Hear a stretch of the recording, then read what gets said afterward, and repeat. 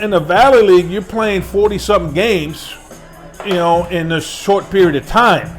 So basically, you're playing minor league ball, playing some collegiate baseball here, where you're taking bus rides, where you're playing in small towns, and it was basically the same thing. So I was already prepared for that. Number 6. I tell a lot of the kids, what they're doing now is basically playing a step below pro ball, where you got to play 40 games within 2 months. That's a short season A ball in the minor leagues. Getting prepared for that, and also, the bus rides, the long nights. Some of these kids are probably taking summer courses online, to get, to keep the par when they go back in the fall. I know my son is going to be doing that, taking a couple of courses, starting this week. But, you got to balance out. You have to balance out. I know for sure that playing that summer in Front Royal catapulted me into what I wanted to do the following year, was pitch, and it helped me pave the way, or it helped pave the way for me to pitch and also eventually get to the big leagues. Yeah, so we'll stay on that. When you were playing the minor leagues, was there any one town that you really enjoyed going to? Well, not many towns you want to be stuck in the minor leagues, The thing was that I wanted to do so well. My goal was to get to the big leagues. There are some towns I played in South Bend. And South Bend is known for Notre Dame. That by far the best field that I ever played on at that time. The higher level, the higher you go. I played in Birmingham. That's the Birmingham Barons.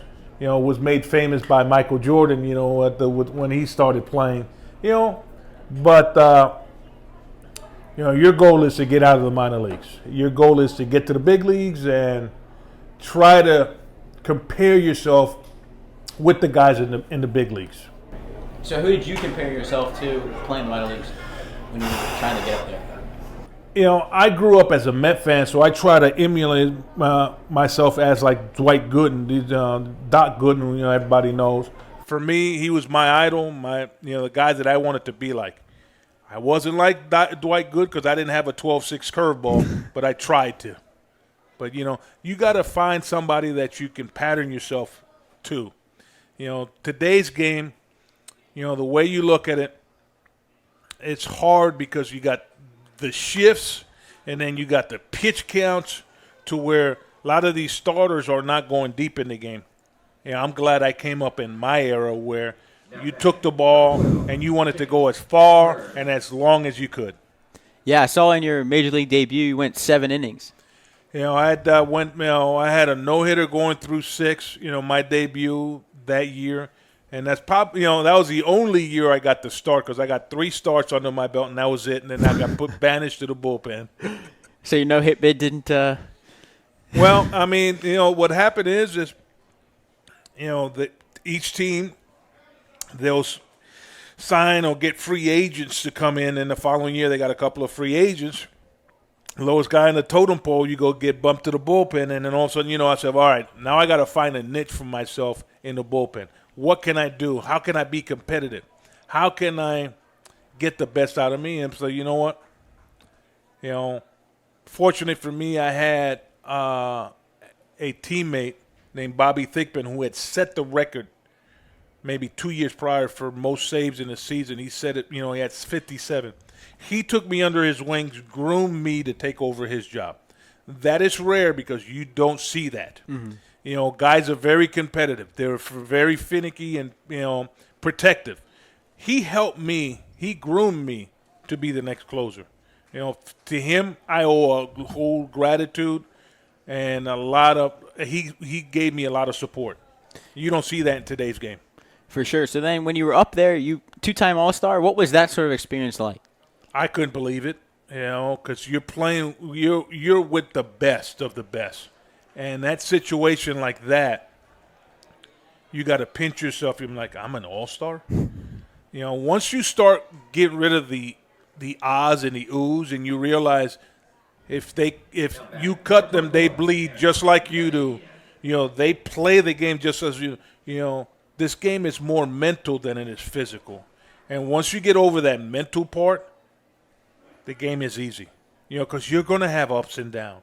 That's one of the things that I preach to my son. You're not going to hit. You're not going to.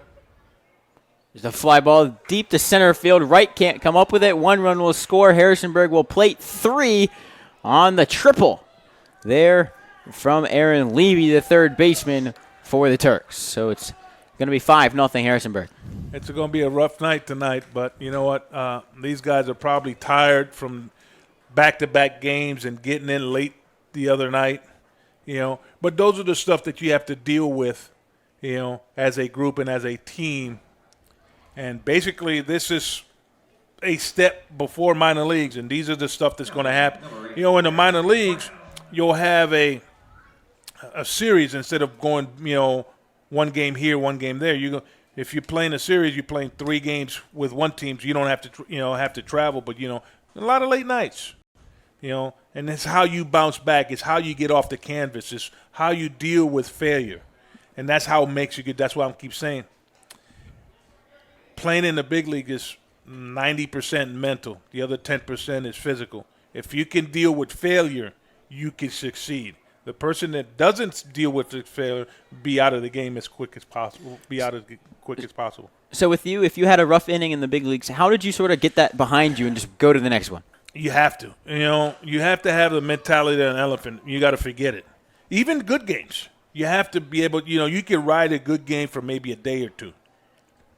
You can't sit on your laurels because you know what? Everybody's gunning for you. Everybody's preparing for you. The sooner you put a game behind you, especially a bad one, the better you will. Let failure be your teacher. Let it be your professor and learn from it. If you keep making these mistakes over and over again, you're not learning. You figure it out, get it done, and move on to the next day. For sure. So when you were playing, is there any one batter that you really had trouble with or really like a hard guy to take out? Edgar Martinez, who should have been in the Hall of Fame a long time ago. I had trouble with him. Juan Gonzalez, Ruben Sierra, guys that I faced a lot, not only in pro ball but also in winter ball. They knew what I was throwing, and it was hard. But then there were guys like Canseco and McGuire, big guys. I had a field day with them. Bat is, the baseball is round. It takes funny hops. There's some guys you can get out, and then some guys that, no matter how hard you try, they got your number. No matter how hard. So playing winter ball with those guys, was that just helping you, or when you were going down there? It was helping me because they were in the big leagues before I got to, so I'm facing big league players when I was still in the minor leagues. But it helped me groom myself and prepare myself for that journey. Is that something sort of like what summer baseball does for college guys? Yeah, that was, summer baseball, what it does for for college guys. I was in the minor leagues, and then since I'm a Puerto Rican native, I got to play in their big leagues over there. I'm in A-ball facing guys that are winning MVPs in the big leagues. Batting titles in the big leagues.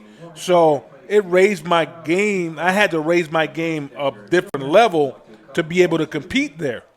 An A-baller facing a major leaguer, per se. So that helped me develop a lot faster. So being able to go against the guys that are it gave me belief that I can do it. In this game, if you don't believe that you can do it, you're in trouble. So do you remember going down there the first couple of games playing against these guys and getting them out, and you're like, oh, I can actually do this? Yes, and it takes hard work and dedication. But also, for me, was also watching guys go through their routines. How did they prepare?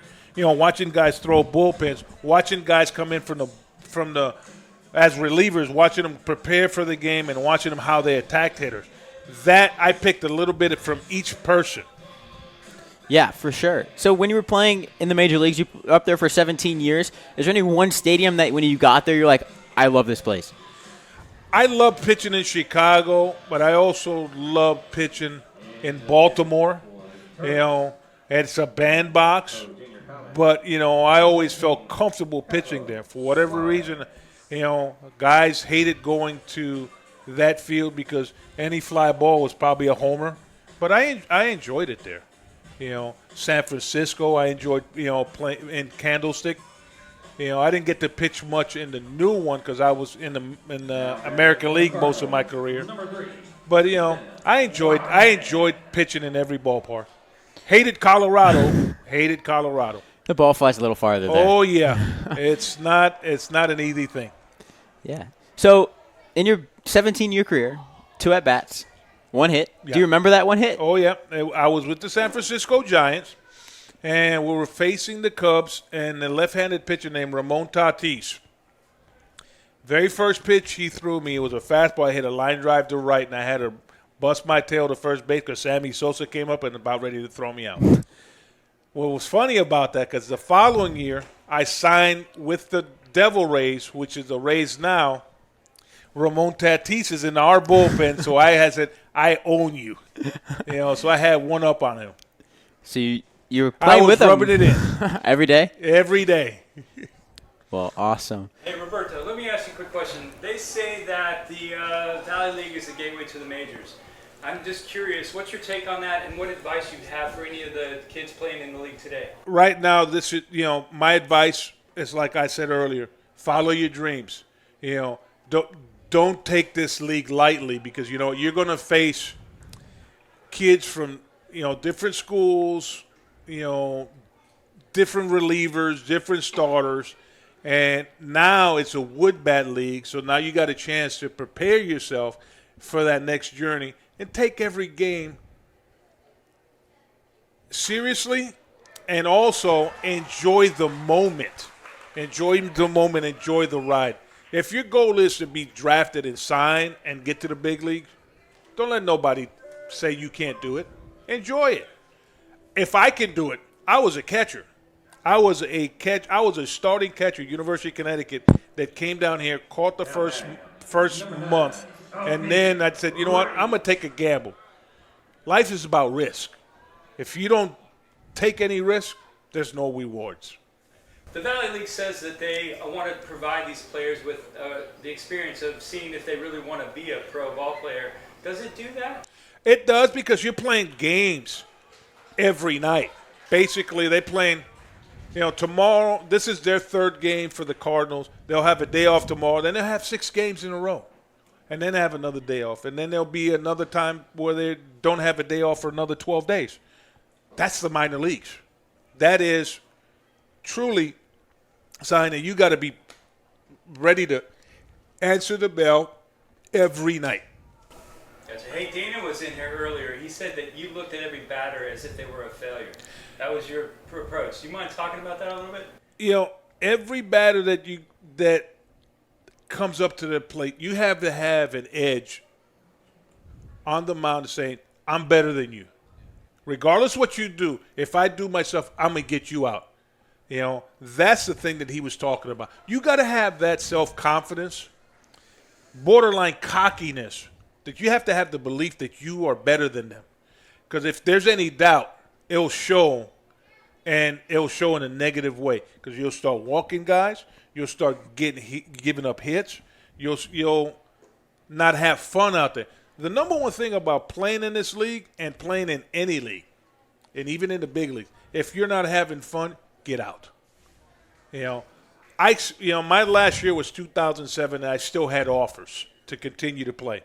But I knew it was time for me to just step away and start a new chapter, be a dad, be a husband, and enjoy my kids while I can still be able to do it.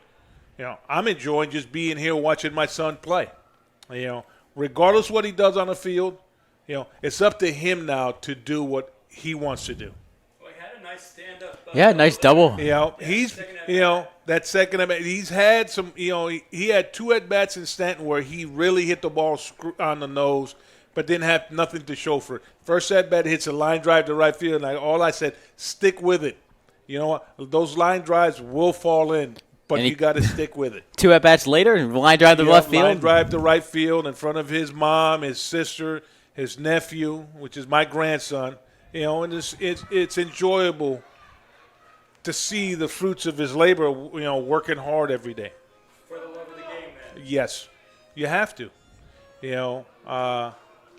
This is the road that he's chosen. Now this is he's got to put in his work in. Well, awesome. Thank you for coming up here, Roberto. It's my pleasure. It's my pleasure, and it's always fun to come back, and especially Ben Crosby, the new Ben Crosby. Exactly. So. All right, thank you, Roberto. Thank you. Thank you so much. That was Roberto Hernandez, 2019 Front Royal Cardinals Hall of Fame inductee, 17-year MLB vet, and 2-time All-Star. Joining us here now, watching his son Jose come up and play here in Front Royal.